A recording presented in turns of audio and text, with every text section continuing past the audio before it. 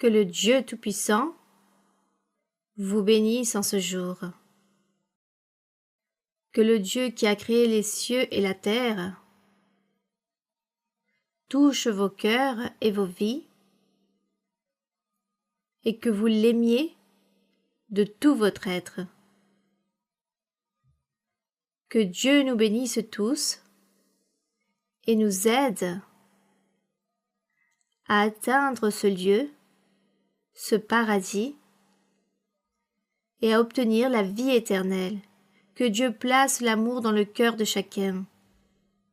Que le Seigneur éloigne la rébellion, la folie de nombreux êtres, que l'ennemi a semé dans l'incrédulité, la rébellion, la folie,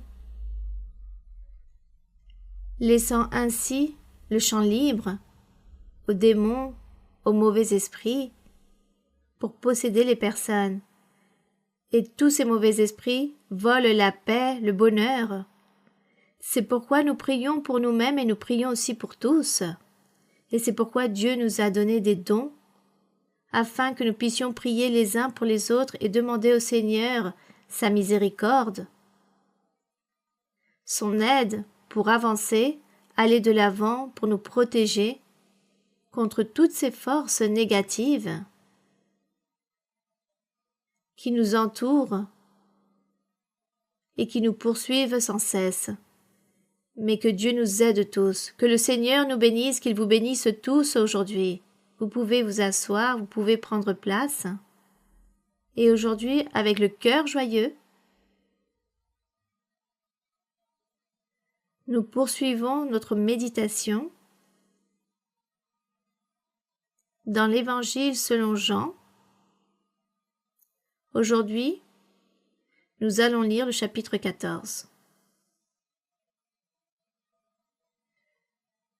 Nous lirons avec la même joie, avec le même enthousiasme, avec la même disposition d'apprendre, car nous avons besoin de connaître le chemin de Dieu et suivre les sentiers de justice que le Seigneur nous trace. Nous devons tous les jours, chaque jour qui passe, prendre un temps, quelques minutes, pour lire un psaume et rendre grâce à Dieu, parler avec lui poser de nombreuses questions et lui demander beaucoup, afin que le Seigneur aussi nous réponde et voit en nous ce désir d'accomplir sa volonté.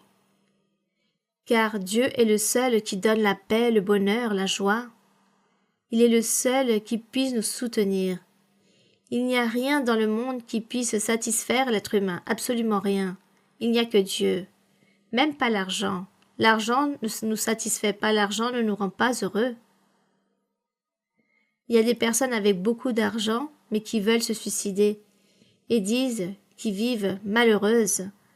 Alors, nous cherchons le bonheur d'une manière ou d'une autre, mais nous ne le trouvons pas. Dieu est notre bonheur. Alors nous allons lui rendre grâce chaque jour qui passe. Rendons grâce aujourd'hui aussi, et que tous reçoivent cette bénédiction du ciel. Évangile selon Jean, chapitre 14, nous allons lire à partir du verset 1, où il est écrit « Que votre cœur ne se trouble point. Croyez en Dieu et croyez en moi. » Ici, c'est la continuité de tout ce que nous avons lu dans les évangiles de Matthieu, Marc, Luc et maintenant dans l'évangile selon Jean. Les expériences, les vécus du Seigneur Jésus-Christ durant son séjour lorsqu'il était sur terre. Cependant, tout n'est pas consigné par écrit, mais seulement sous forme d'un bref résumé, comme s'il s'agirait des titres des actions du Seigneur, car l'apôtre dit que si tout ce que le Seigneur Jésus-Christ a fait était écrit dans tous les livres, il raconte qu'il n'y aurait pas assez de place. Donc, peu de choses sont écrites, mais cela nous est suffisant pour que nous puissions ouvrir les yeux et avoir une vision de ce que notre Seigneur a fait sur terre, de ce qu'il est et de tout ce qu'il a ordonné et au sujet de toute la puissance qu'il a donnée à tous ses disciples, d'abord à ses apôtres, puis à tous les autres serviteurs qui sont venus après plus de 2000 ans qui viennent de s'écouler. Et nous rendons grâce à notre Dieu et nous poursuivons ici avec ce merveilleux récit qui nous enseigne de nombreuses doctrines pour aujourd'hui. Ce récit, cette histoire n'est pas restée dans le passé, mais aujourd'hui Dieu encore la vivifie à travers le Saint-Esprit. C'est pourquoi dans le verset 2 il est écrit « Il y a plusieurs demeures dans la maison de mon Père ». Donc dans la maison de mon Père, il y a plusieurs maisons. Et ce verset, nous le trouvons aussi dans les psaumes, où Dieu annonce qu'il a plusieurs demeures pour tous ses serviteurs, pour tous ceux qu'il aime, pour tous ceux qui accomplissent ses commandements, ses ordonnances, pour tous ceux qui veulent lui plaire. Il est donc écrit, « Si cela n'était pas, je vous l'aurais dit, je vais vous préparer une place. » Et ce « vous », le Seigneur non seulement faisait référence à ses apôtres, mais aussi à tous ceux qui avaient cru en lui et qui s'étaient convertis en son nom. Et pour nous aujourd'hui aussi, gloire à notre Dieu. Car aujourd'hui aussi, nous avons cette promesse merveilleuse qu'il est en train de préparer toutes ces demeures, selon ce que nous lisons dans la Bible, ce que nous avons découvert. Il semblerait d'un monde nouveau auprès de Dieu, un monde où nous allons jouir de sa présence, de beaucoup d'abondance, de beaucoup de choses, et bien tout ce qui peut arriver à notre imagination, ou comme la parole dit, de ce que nous pouvons humainement comprendre ou imaginer. La seule chose dont nous sommes sûrs, c'est que Dieu dit qu'il y aura une nouvelle vie, une nouvelle terre, et que tout sera rempli de joie, de beauté, et ceci nous allons y croire. Verset 3, il est écrit « Et lorsque je m'en serai allé, et que vous aurez préparé une place, je reviendrai et je vous prendrai avec moi, afin que là où je suis, vous y soyez aussi. » Thomas a dit « Seigneur, nous ne savons pas où tu vas, alors comment pouvons-nous connaître le chemin ?» Et Jésus lui dit « Je suis le chemin, la vérité et la vie. » Il est donc le chemin. Il doit donc exister un chemin vers l'éternité auprès de Dieu. Et ce chemin, c'est Jésus-Christ. Puis, c'est pourquoi il dit « Je suis la vérité ». Mais quelle vérité? La vérité de Dieu. Les êtres humains réclament une vérité. Ils veulent connaître une doctrine ou savoir où ils iront après la mort. L'être humain réfléchit, analyse. Et nous devons connaître cette vérité. Et cette vérité, c'est Dieu, sa parole, ce qu'il enseigne, ce qu'il nous promet, ce qu'il nous ordonne de réaliser. Il s'agit de la vérité de Dieu. Dieu nous enseigne le chemin et il nous montre comment suivre ce chemin et comment atteindre ce but merveilleux. Il s'agit de la vérité de Dieu, sa doctrine, ses enseignements, ses commandements. Tout ce qui est écrit, ce que Dieu a ordonné à Moïse, y compris les 10 commandements, tout cela, il s'agit de la vérité de Dieu. Et cette vérité est focalisée ou centrée en le Seigneur Jésus-Christ. Lui-même, il a annoncé « Je suis le chemin, je suis la vérité ». Car lorsque nous lisons la Bible, par exemple, les premiers livres de la Bible, comme les livres de Moïse, si nous analysions avec tout notre cœur et avec toute notre âme, avec tout notre être, Dieu intervient immédiatement pour nous éclairer et pour nous faire comprendre ces versets où tout est symbolique. Il s'agit de l'ombre de ce qui allait venir dans les jours suivants, et cette ombre, c'est Jésus-Christ révélé en personne lorsqu'il est venu sur terre pour enseigner ce merveilleux évangile qui n'est pas différent aux 10 commandements qu'il a ordonnés à Moïse, donnés par Dieu. Il s'agit de la même chose. Une fois de plus, il souligne cet enseignement et il apprend aux êtres que nous devons nous soumettre à tous ces commandements. Car il disait, celui qui m'aime gardera mes commandements. Et les gens se demandent quels sont ces commandements. Il s'agit de toute la loi de Moïse et le reste, le Saint-Esprit. Car il a enseigné à travers tous les temps, à travers tous les âges, toutes les ères. Et ainsi comme le Seigneur est la vérité, il dit aussi qu'il est la vie. Donc la vie, que le Seigneur a dit, que les gens ne vont pas mourir, mais qu'en suivant les voies de Dieu, même si les gens sont morts, ils vivront, ils continueront à vivre pour Dieu. La chair mourra, la matière mourra. Mais l'âme, l'esprit, la conscience, tout cela continue à vivre pour Dieu. Et c'est là où nous voulons tous être avec notre Dieu pour jouir de sa présence. Donc le Seigneur dit, « Je suis le chemin, la vérité, je suis la vie. Nul ne vient au Père que par moi. » Il n'existe aucune religion, aucun livre qui enseigne le véritable chemin qui mène à Dieu. Les gens qui disent qu'il existe d'autres choses, eh bien se trompent. Car nous avons ici l'expérience du Saint-Esprit. Nous avons ce signe dans nos vies. On ne peut pas parler une autre langue sans l'avoir étudiée.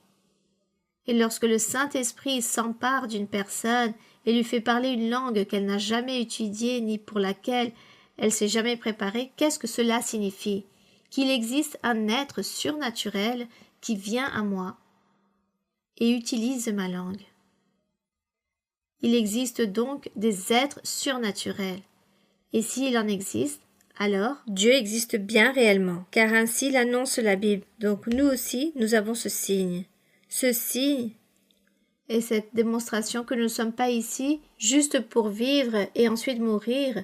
Ce n'est pas le fruit du hasard. Et que la nature s'est créée d'elle-même, qu'elle s'est formée ainsi, c'est un mensonge. L'être surnaturel, notre Créateur et Maître, est celui qui nous anime, nous enseigne, nous corrige, nous guide. C'est lui qui dirige l'univers. Il nous donne le bien, il donne le mal, il donne la vie, la mort, la bénédiction, le châtiment, il donne tout.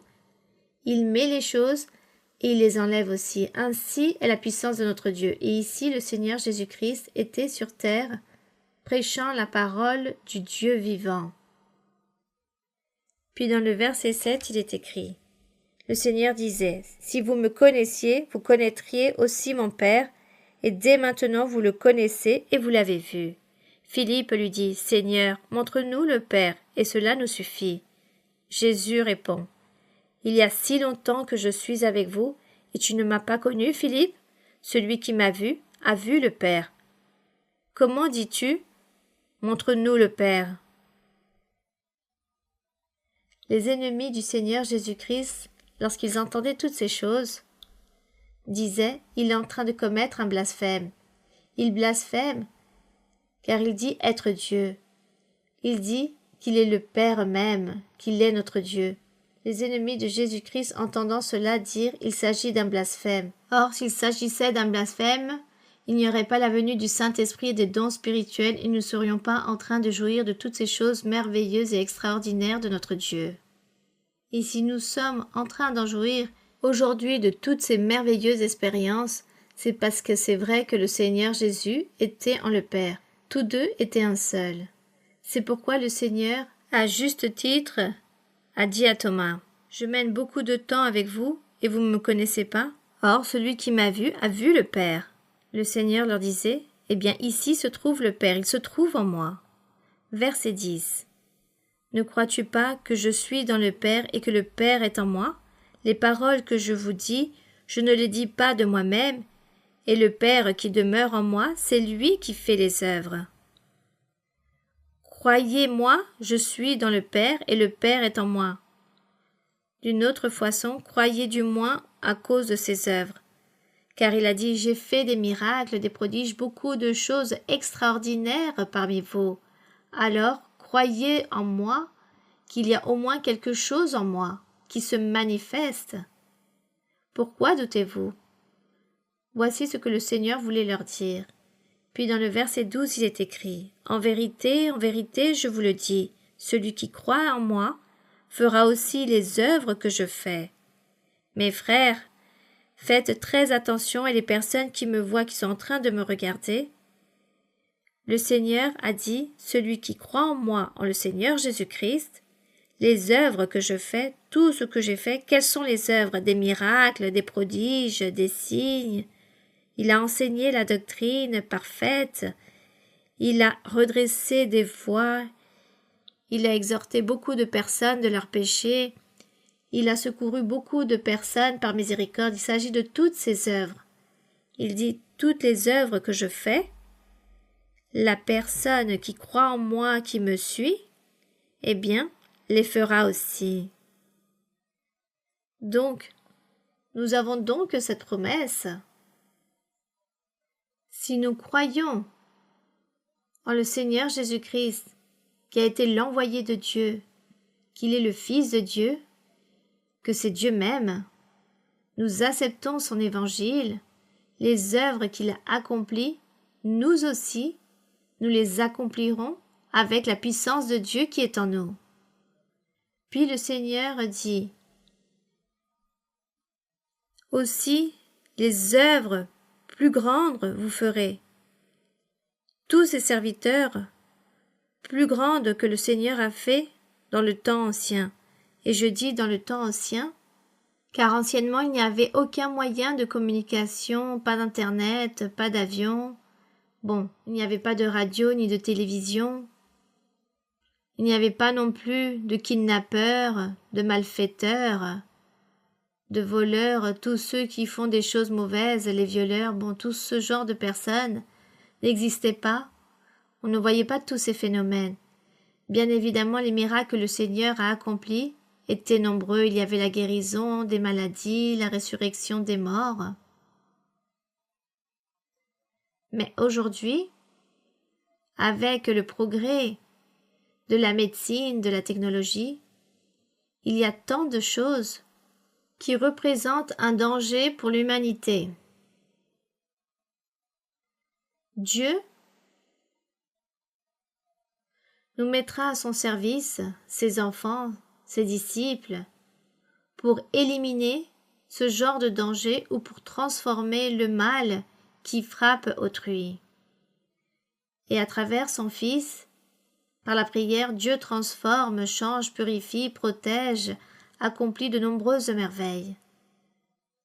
Donc c'est là où je comprends que lorsque le Seigneur a dit « Des choses plus grandes viendront, où vous ferez », oui, cela est vrai, car aujourd'hui, nous avons entendu tant de témoignages, par exemple d'une personne qui a été kidnappée, qui se trouvait au milieu de la jungle, dans une haute montagne, et qui a été enlevée, et qu'on l'a relâchée sans même savoir où se trouvait le nord, le sud, car elle était complètement perdue, en plein milieu de la jungle, elle ne savait pas où aller.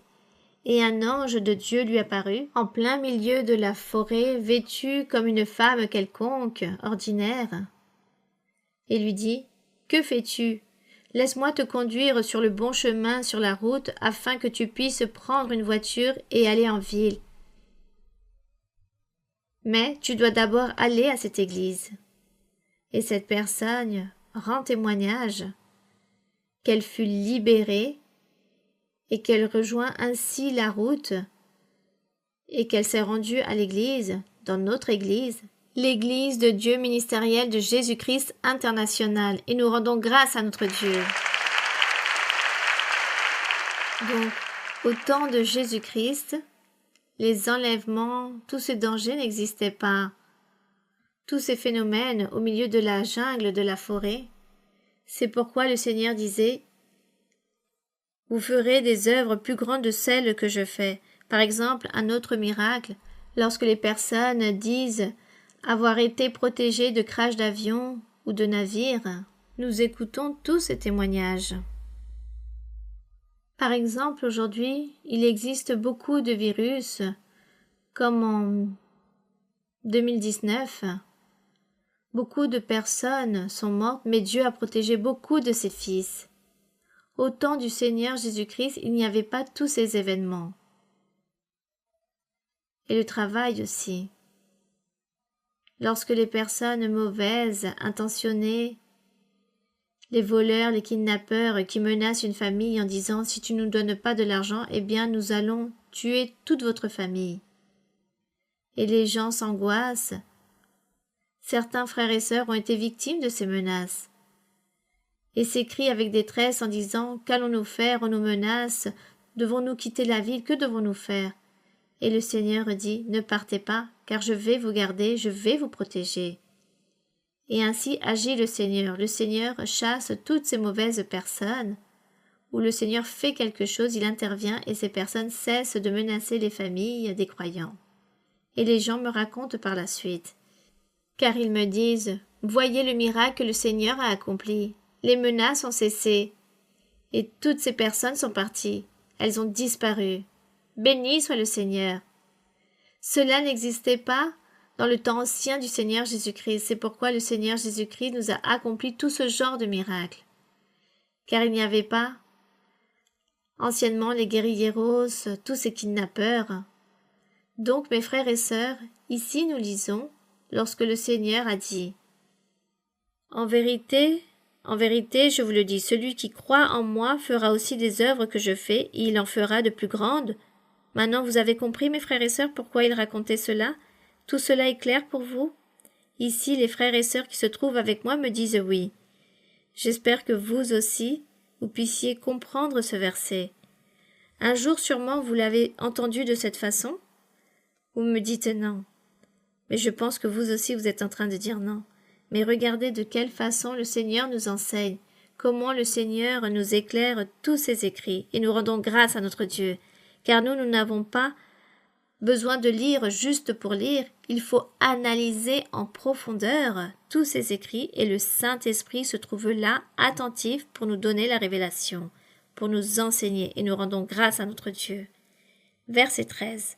Et tout ce que vous demanderez en mon nom, lisez ce verset 13. Et tout ce que vous demanderez en mon nom, je le ferai, afin que le Père soit glorifié dans le Fils. Combien d'entre vous avez-vous recevé des bienfaits lorsque vous avez prié le Père au nom du Seigneur Jésus-Christ?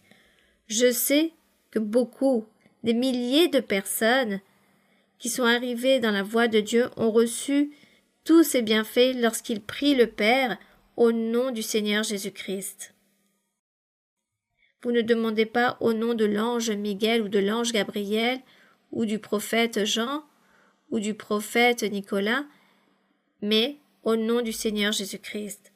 Gloire à Dieu, que l'enseignement puisse être clair, puis il est écrit, si vous demandez quelque chose en mon nom, je le ferai, et nous rendons grâce au Seigneur pour toutes ses promesses. Et nous continuons ici dans la lecture, dans le verset 15, où il est écrit. Mais avant de lire ici ce verset 15, j'aimerais que nous allions au livre de Michée, chapitre 4, voir qu'est-ce que nous raconte Michée par rapport à tous ces versets que nous allons lire. Michée, chapitre 4. Très rapidement, nous allons trouver le livre de Michée. Quelques livres avant l'Évangile selon Matthieu, il y a des petits livres de prophètes. Et nous trouvons le livre de Michée, chapitre 4. Je vais lire tout simplement du verset 1 au 3. Pour ensuite continuer avec le verset 15 de l'Évangile selon Jean, du chapitre 14. Il est donc écrit « Il arrivera, dans la suite des temps, » bon, tout d'abord, je veux souligner que Michée fut un prophète de l'ancien temps, bien avant de la venue du Seigneur Jésus-Christ. Ce personnage a travaillé ou a prophétisé comme Ésaïe avec le prophète Ésaïe. Dieu les mettait à son service, les utilisait pour prophétiser au sujet du futur des jours suivants pour la suite des temps, c'est-à-dire lors de l'époque du Seigneur Jésus-Christ. Ils ont prophétisé au sujet d'un roi du Seigneur Jésus-Christ. C'est pourquoi ici, dans le chapitre 4, verset 1, il est écrit « Il arrivera dans la suite des temps, c'est-à-dire lorsque viendra le Seigneur Jésus-Christ sur la terre, que la montagne de la maison de l'Éternel sera fondée sur le sommet des montagnes, et elle s'élèvera par-dessus les collines. » Quelqu'un a-t-il compris quelle est cette montagne? Bien. Il est donc écrit que la montagne de la maison de l'Éternel sera fondée sur le sommet des montagnes, qu'elle s'élèvera par-dessus les collines. Et la montagne est notre Seigneur Jésus-Christ, le roi. Et qu'il serait fondé sur le sommet des montagnes, donc il serait cette première montagne qui va s'élever par-dessus tout roi qui ait pu exister dans les jours suivants. Dieu est donc par-dessus tout. C'est pourquoi il est écrit que cette montagne s'élèvera par-dessus les collines et que les peuples y afflueront. Cette montagne nommée Jésus-Christ, tous les peuples ou toutes les personnes, comme aujourd'hui son évangile, le chercheront avec tout son cœur. Viendront beaucoup de nations, s'y rendront en foule et diront « Venez et montons à la montagne de l'Éternel » ou « Venez, croyons en le Seigneur Jésus-Christ ». Allons à cette assemblée, où se manifeste le Saint-Esprit, les dons spirituels, là-bas où les personnes ou certains vont se convertir à Dieu. Sûrement il y aura de tout, il y aura des personnes qui vont se moquer, ou d'autres viendront par curiosité et se convertiront. Mais de toute façon, il y aura beaucoup qui vont se convertir, car l'Église du Seigneur doit être fondée, et le Seigneur Jésus-Christ se charge de bâtir son Église. Il est en train de le faire avec chacun d'entre nous. Gloire à Dieu. Il est donc écrit « Venez et montons à la montagne de l'Éternel, à la maison du Dieu de Jacob, afin qu'il nous enseigne ses voies et que nous marchions dans ses sentiers, dans ses voies ou dans son chemin, car de Sion sortira la loi, car cette Sion, il s'agit de Jérusalem même, mais dans un sens spirituel. Le Seigneur, anciennement, a nommé la ville de Jérusalem comme le centre où Dieu allait se manifester et que son temple s'y trouverait. Mais cette Jérusalem physique, cette ville, était le symbole ou la représentation de la Jérusalem spirituelle ou de cette Sion spirituelle que le Seigneur Jésus-Christ allait bâtir. Et qu'est-ce que le Seigneur est en train de construire depuis plus de 2000 ans? Son temple, son église, dans Jérusalem, dans cette Sion spirituelle. Donc ici, il s'agit des choses spirituelles, non des choses physiques, car il est écrit « De Sion sortira la loi de Dieu ». De Sion sortira la loi de Dieu et de Jérusalem, qui est la même chose, cette même Sion, la parole de l'Éternel sortira. C'est de même comme dire la loi de notre Dieu ou la parole de notre Dieu. Il s'agit de la même chose. C'est juste qu'ici, il s'agit d'un jeu de mots, car la Bible est un livre poétique. Donc il est écrit « Car de Sion sortira la loi et de Jérusalem, qui est la même chose, la parole de l'Éternel. » Et qui est cette Jérusalem? L'Église de notre Seigneur Jésus-Christ. Il est donc cette tête, ce chef, ce maître, et il sera le juge d'un grand nombre de peuples, l'arbitre de nations puissantes lointaines. De leurs glaives ils forgeront les hoyaux, et de leurs lances des serpes. Une nation ne tirera plus l'épée contre une autre, et l'on n'apprendra plus la guerre. Pourquoi le Seigneur disait toutes ces choses?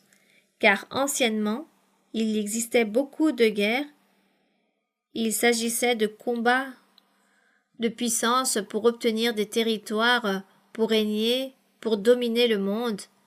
Et ici, ce qu'il voulait dire, c'est qu'il n'y allait plus avoir de combats pour obtenir des religions, des croyances, ou des guerres pour obtenir l'idolâtrie, mais avec la venue du Seigneur Jésus-Christ, la parole qui allait se prêcher allait être différente et le Saint-Esprit allait réaliser des miracles dans le cœur de chaque personne et qu'il changerait les personnes. Donc, il n'y aurait plus besoin d'avoir une guerre physique. C'est pourquoi il est écrit ici, dans un sens spirituel, métaphorique ou symbolique, que leur glaive, ils forgeront des hoyaux, il s'agit d'un outil, d'un instrument pour couper le blé et la senève. Puis les lances des cercles, il s'agit d'un autre instrument qui servent pour semer les graines. Puis il est écrit qu'une nation ne tirera plus l'épée contre une autre nation, car il n'y aura plus de guerre pour vouloir posséder des territoires. Ou quelle est la vérité, quel est le véritable temple où nous devons nous rassembler, que dans le futur, dans les jours suivants, tout cela n'allait plus exister, car tout est devenu spirituel. Comme le Seigneur a dit à cette femme samaritaine, viendra le temps, ni ici, dans la Jérusalem physique, ni en Samarie, on va vénérer Dieu. Viendra le temps, car Dieu est esprit, et en esprit et en vérité, il faudra le chercher, il faudra le louer. Donc, mes frères et sœurs, il s'agit d'une doctrine qui s'enseigne à tout moment, à chaque fois. Peut-être on se répète plusieurs fois, mais il faut la garder dans notre cœur, il faut l'apprendre, car vous devez être docteur, vous devez un jour devenir docteur ou doctoresse de la parole. Il faut donc apprendre toutes ces choses. Donc de cette façon, nous allons maintenant revenir dans l'Évangile selon Jean chapitre 14, où le Seigneur Jésus-Christ parle, ou annonce qu'il a été établi, qu'il a été envoyé, qu'il a la puissance. Lisez ce qu'il est écrit ici, car il est écrit « Si vous m'aimez, gardez mes commandements ». Et donc mis en évidence ici la puissance de notre Seigneur Jésus-Christ, pour souligner la vérité de notre Seigneur Jésus-Christ. C'est pourquoi il est écrit ici, si vous m'aimez, gardez mes commandements. Et nous avons déjà dit que les commandements, il s'agit des 10 commandements que Dieu a envoyés, mais il faut bien savoir les comprendre car ils se convertissent en divers décrets, en diverses choses, et chaque commandement rassemble un grand nombre d'éléments que nous devons bien analyser pour ainsi plaire à Dieu en toutes choses. Il est écrit dans le verset 16 « Et moi je prierai le Père, et il vous donnera un autre consolateur. » Le Seigneur Jésus est en train de dire « Gardez mes commandements. Je vais prier le Père pour qu'il vous envoie un autre consolateur, c'est-à-dire afin qu'il soit avec vous jusqu'à quand? Jusqu'au 2e siècle, jusqu'au 10e siècle, pour toujours éternellement. Car il est écrit afin qu'il demeure éternellement avec vous. Il y a beaucoup de personnes, beaucoup de confessions qui disent que cela n'existe plus, que le Saint-Esprit est passé de mode, que cela n'existe plus. Mais ici, il est bien écrit que le Saint-Esprit était pour toujours, pour tous ceux qui croient, car ceux qui ne croient pas, le Saint-Esprit ne sera pas avec eux. Verset 17. L'Esprit de vérité que le monde ne peut recevoir parce qu'il ne le voit pas et ne le connaît point, mais vous le connaissez, car il demeure avec vous et il sera en vous, dans vos cœurs. Il sera donc en vous. Donc il parle de 2 choses, qu'il sera avec et en, c'est-à-dire avec vous et en vous. Avec vous, c'est-à-dire qu'il vous entoure. En vous, cela signifie qu'il se trouve ici dans le cœur.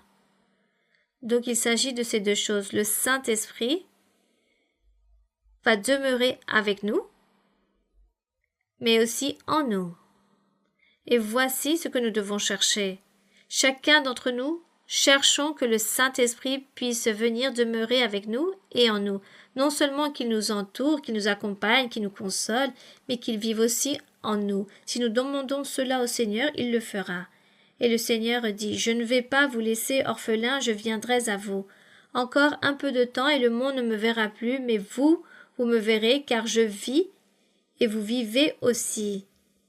En ce jour-là, vous connaîtrez que je suis en mon Père et que vous êtes en moi et que je suis en vous.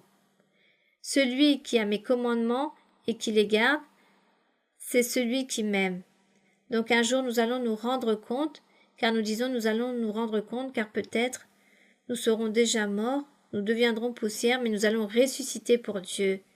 Et là-bas, nous nous trouverons avec le Seigneur dans sa nuée. Il s'agit de notre plus grande espérance.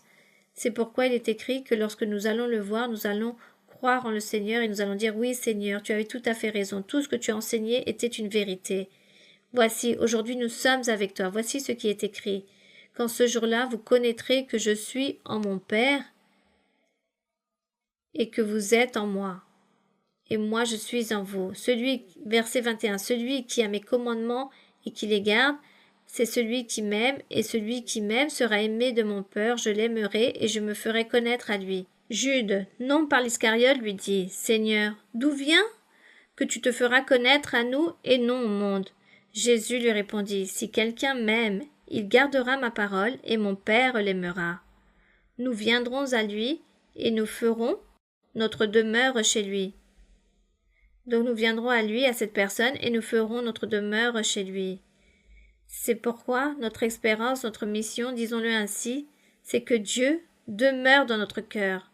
Verset 24. « Celui qui ne m'aime pas ne garde point mes paroles, et la parole que vous entendez n'est pas de moi, mais du Père qui m'a envoyé. Je vous ai dit ces choses pendant que je demeure avec vous. » Verset 26. « Mais le Consolateur, l'Esprit Saint, que le Père enverra en mon nom, mais j'aimerais lire la prophétie que Dieu a donnée à travers le prophète, en parlant de tous ces jours merveilleux que viendra le Consolateur. Lorsque le Seigneur Jésus a dit « Je m'en vais, mais je ne vais pas vous laisser seul, j'enverrai le Consolateur, le Saint-Esprit de vérité », tout cela était déjà prophétisé par Joël, chapitre 2. Allons très rapidement au livre de Joël, chapitre 2, dans le verset 28. Mais si vous ne le trouvez pas, très rapidement je vais vous le lire. Il est donc écrit dans le chapitre 2 de Joël, verset 28. Joël aussi fut un prophète qui a prophétisé dans le temps ancien avec le prophète Ésaïe. À l'époque, dans le temps du prophète Ésaïe, c'est juste qu'il y avait donc ces prophètes dans ce même temps dans le peuple d'Israël. Il est donc écrit ici dans le verset 28 de Joël chapitre 2. « Après cela, je répandrai mon esprit », donc après cela, c'est-à-dire dans le chapitre 2 de Joël, chapitre 28, Dieu mentionne à travers le prophète qu'allait venir la destruction pour Jérusalem, pour le peuple d'Israël, allait venir cette destruction. C'est ce qu'il raconte dans le chapitre 1 de Joël, et qu'il n'allait rien y rester, qu'il allait s'éloigner du peuple et qu'il allait les châtier. Et là, le Seigneur raconte beaucoup de choses, car il dit que sa coupe s'est remplie, car ils ne se sont pas repentis, ils n'ont pas cherché de Dieu, ils n'ont pas obéi, ils ont continué dans l'idolâtrie, bon, tellement de choses. Donc le Seigneur ici parle à travers le prophète en disant qu'après cela, donc après le châtiment, après que tout sera en ruine, après cela, le Seigneur se remplira de miséricorde et qu'il enverrait le Sauveur, le Consolateur, pour venir de nouveau et donner du courage à toutes ces personnes remplies de détresse, qui n'avaient plus aucune espérance, car une fois que tout a été détruit, que Jérusalem a été détruit, car il a détruit des temples, le peuple d'Israël, tous ont été dispersés, tous sont morts. À peu près 430 années sont passées, l'histoire raconte cela, et qu'après ces 430 ans, Dieu ne s'est plus manifesté à travers des prophètes, ne leur a plus parlé, donc les personnes vivaient sans Dieu, vivaient complètement désolées, car il n'y avait plus personne qui puisse se manifester avec eux. À peu près 4 générations sont passées durant ces 430 années. Et c'est lorsque le Seigneur est venu, beaucoup se sont réjouis en disant « Enfin Dieu s'est rappelé de nous, enfin nous avons un prophète comme à l'époque de Jean. » Et les gens disaient « Enfin Dieu s'est rappelé de nous, Dieu est en train de nous consoler, nous sommes heureux. » C'est pourquoi ici, dans cette lecture de Joël du chapitre 2, le Seigneur parlait de ce châtiment, de son absence, qu'il allait les ignorer durant plus de 430 années, il allait les laisser seuls, et cela est très triste. C'est pourquoi il est écrit ici, après ces 430 années, ici nous lisons dans le verset 28, après les 430 années, donc après cela, après tout ce châtiment, je répandrai mon esprit sur toute chair, c'est-à-dire sur tout être humain, sur tout homme et femme, sur tout être humain, sur toute chair. Cela signifie, selon les Bibles, que les personnes ont les paroles anciennes. Donc après cela, je répandrai mon esprit sur toute chair, et vos filles prophétiseront. Vos vieillards auront des songes, et vos jeunes gens des visions. Donc là se trouve la promesse du Saint-Esprit. Et aussi les serviteurs et sur les servantes, je répandrai de mon esprit dans ces jours-là. Il s'agissait des prophètes et des disciples. Je ferai paraître des prodiges dans les cieux. Donc il y avait une grande manifestation du Seigneur que nous pouvons le relire dans Actes des Apôtres, l'accomplissement de toutes ces choses. Mais ici, revenons de nouveau à l'Évangile selon Jean chapitre 14, où le Seigneur raconte ici « Je m'en vais, mais je ne vais pas vous laisser seuls. Je vais envoyer l'Esprit de vérité. » Et dans le verset 26, il est écrit « Mais le Consolateur, l'Esprit Saint, que le Père enverra en mon nom, quand, une fois que le Seigneur partira, il dit « Je ne vais pas vous laisser seuls. Je vais envoyer le Saint-Esprit, le Consolateur viendra à vous, et il sera, combien de temps avec vous? Pour toujours, éternellement. » C'est pourquoi il est écrit que le Consolateur que le Père enverra en mon nom vous enseignera toutes choses et vous rappellera tout ce que je vous ai dit. Le Saint-Esprit se chargera de nous enseigner la doctrine. Il dit ensuite « Je vous laisse la paix, je vous donne ma paix. Je ne vous donne pas comme le monde donne, que votre cœur ne se trouble point et ne s'alarme point. Vous avez entendu ce que je vous ai dit. Je m'en vais et je reviens vers vous. » Mais le Seigneur aussi a dit, lorsque son évangile sera prêché dans le monde entier, il en manque encore. Bien, vous avez entendu ce que je vous ai dit, je m'en vais et je reviens vers vous. Si vous m'aimiez, vous vous réjouirez de ce que je vais au Père, car le Père est plus grand que moi. Et maintenant je vous ai dit ces choses avant qu'elles arrivent, afin que lorsqu'elles arriveront, vous croyiez. Je ne parlerai plus guère avec vous, car le prince du monde vient, il n'a rien en moi. Car le Seigneur allait être sacrifié sur la croix du calvaire. Mais afin que le monde sache que j'aime le Père et que j'agis selon l'ordre que le Père m'a donné, c'est pourquoi il dit « Levez-vous, partons d'ici ». Le Seigneur, donc, termine son enseignement ou son récit, son discours à toutes ces personnes qui écoutaient, et aujourd'hui nous sommes ici en train d'écouter. Et le Saint-Esprit aussi vivifie dans nos cœurs toute cette parole merveilleuse. Je vous invite donc aux personnes qui viennent pour la première fois, les personnes récentes.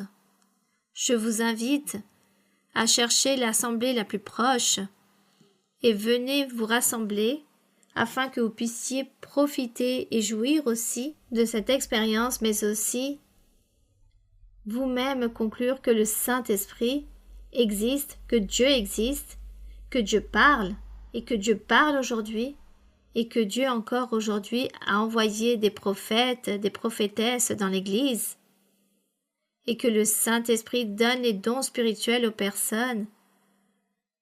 À ceux qui cherchent le plus, Dieu leur donne. Je vous invite donc à jouir de la merveilleuse parole du Consolateur, de la parole de Dieu, ce courage que Dieu donne à ceux qui ont le cœur affligé. Je vous invite donc à lire la Bible. Si vous avez de la paresse ou honte de lire la Bible ainsi, alors lisez-la chez vous, dans votre maison, dans votre foyer, dans votre travail, où que ce soit, dans un endroit. Lisez, commencez par les psaumes et parlez avec Dieu et dites-lui « Seigneur, est-ce vrai ce que cette femme prêche, car je suis presque convaincue. » Dites et parlez ainsi au Seigneur. Bien, nous allons donc prier notre Dieu et nous allons rendre grâce à notre Dieu. Nous allons le remercier. Ne pensez-vous pas que toutes ces promesses qu'il fait, nous sommes en train de recevoir aujourd'hui toutes ces choses. Le Seigneur mérite toute louange. Il mérite tous nos remerciements. Il mérite l'honneur et la gloire et la louange. Béni soit le nom de notre Dieu. Béni soit notre Dieu Tout-Puissant, Roi de tous les siècles,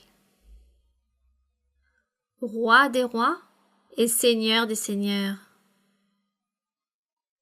Notre Seigneur, notre chef, la plus haute montagne, Puissant est le Tout-Puissant, le grand, le juste, le miséricordieux et celui qui est clément, celui qui se remplit de bonté et qui nous console, qui nous pardonne, qui nous aide,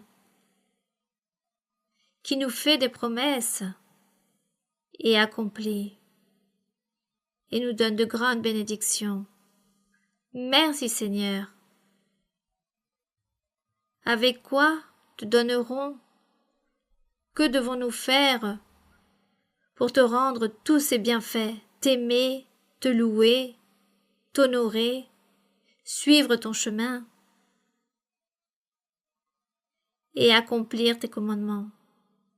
Nous éloigner de tout ce qui est mauvais, de tout ce qui est nommé péché, nous éloigner des critiques, de la haine, de la vengeance, des rancunes, l'envie, la cupidité, des mensonges, de la tromperie, nous éloigner de toutes ces choses, mon Seigneur. Tu nous enseignes que notre cœur doit être pur, qu'il ne doit y avoir aucune tache dans notre cœur, que seulement ta présence doit exister et y demeurer. Aide-nous, Seigneur, purifie-nous, Seigneur, ôte toutes ces mauvaises pensées que l'ennemi établit, pour troubler notre vie spirituelle, l'accroissement que nous devons mener avec toi. Aide-nous, mon Père, à réjouir de ta présence, à jouir de ton Saint-Esprit, de tes dons merveilleux. Aide-nous, Seigneur, à être sincères. Aide-nous, mon Seigneur, à ôter toutes ces choses qui ne nous conviennent pas dans notre être et qui nous éloignent de toi. Ne nous ignore pas, mon Père, au nom de Jésus-Christ, ton Fils bien-aimé. Je te demande, mon Seigneur, que tu nous abrites toujours sous ton aile, garde-nous, protège-nous, aide-nous, Seigneur, à vivre la sainteté, aide-nous, mon Père. Et aussi, je te demande ta miséricorde, ton amour, mon Seigneur, pour toutes les personnes qui se trouvent malades, car il existe beaucoup de maladies physiques, des maladies du corps. Il n'existe aucun remède. Et la médecine ne peut y arriver, ne peut donner la guérison, mais il existe aussi des maladies psychiques qui sont les plus difficiles, les maladies du cerveau, et la médecine n'a trouvé aucun médicament pour cela. Juste toi, Seigneur, avec ta puissance, ta miséricorde, peux réprimander tous ces mauvais esprits, car il en existe beaucoup, des millions de mauvais esprits qui sont dans l'espace et viennent posséder les personnes pour détruire les personnes, pour leur ôter la paix, la joie, pour leur voler cette paix. Seigneur, réprimande tous ces mauvais esprits. Libère, mon Seigneur, chaque être, car il y a beaucoup de personnes. Nous nous trouvons dans l'Église et nous avons besoin de ta puissance, de ton amour, de ta délivrance. Mais il y a beaucoup de personnes aussi à l'extérieur qui ne connaissent pas encore ta parole. Sois miséricordieux de toutes ces personnes. Aide-les, mon Seigneur, à ôter beaucoup de souffrances. Mon Père, au nom de notre Seigneur Jésus-Christ, nous te demandons, mon Seigneur, que ta main toute-puissante réalise des miracles et des prodiges. Purifie, mon Seigneur, les cœurs, purifie les âmes, ôte les souffrances et les amertumes. Ôte, Seigneur, tous ces liens que l'ennemi établit. Aide-nous, Seigneur, à t'honorer, à te glorifier, à te louer. Nous te rendons grâce au nom du Seigneur Jésus-Christ. Amen. Yo sé que estás aquí, Señor. Yo sé que estás aquí. Yo sé que estás aquí, Señor. Yo sé que estás aquí. Mi alma te alaba. Mi alma te alaba. Mi alma te alaba. Porque sé que estás aquí. Mi alma te alaba. Mi alma te alaba, mi alma te alaba, porque sé que estás aquí. Yo sé que estás aquí, Señor. Yo sé que estás aquí. Yo sé que estás aquí, Señor. Yo sé que estás aquí. Mi alma te alaba, mi alma te alaba, mi alma te alaba, porque sé que estás aquí. Mi alma te alaba, mi alma te alaba, mi alma te alaba, porque sé que estás aquí. Sí, sí, Oui, Seigneur, gloire à notre Dieu. Que l'honneur soit pour notre Dieu. Gloire au Tout-Puissant. Béni soit celui qui vit pour toujours. Merci beaucoup à chacun d'entre vous et pour les enfants aussi. Et je vous embrasse fortement. Que Dieu vous bénisse. À très bientôt. Merci. Et à très bientôt.